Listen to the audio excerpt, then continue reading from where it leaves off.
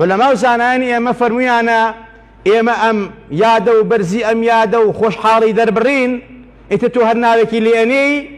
بەڕاستی لە قورئان و حەدیثەوە ئیستنباط کراوە. زۆر جارێ دەن بە گوێمانە لێرە و لەوێ ئەڵێن باشە ئەمە پێغەمبەر خۆی کردوێتی ئەسحاب کردویانە لەو کانە خەیرەن لەسەبەقونا ئەگەر خێر بووایە و باش بووایە بەڕاستی ئەوانەیان کرد بەڵام ئێمە لێیان نەپرسین ئایا پێغەمبەری خوا لە هەموو خێر ئێمە ئاگادار نەکردووە لە هەموو شەڕێک ئاگاداری نەکردوین خۆ لە سەردەمی حەزەتی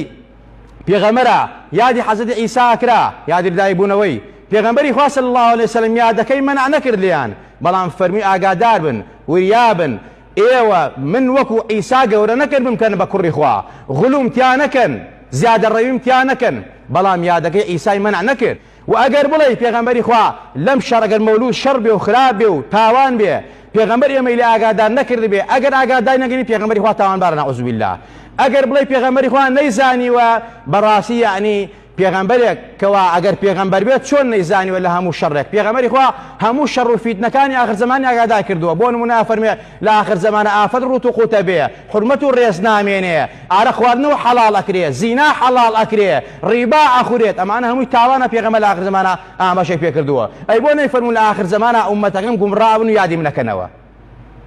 ئەگەر بڵێ پێغەمبەر نەیزانیوە تاوانباری کافرە بی ئەگەر بڵێ زانێت و نەیکردووە یعنی پێغەمبەر خیانەت لە ئومەتەکەی کردووە نەعوذ بالله ئەمە زۆر تاوانە بۆیە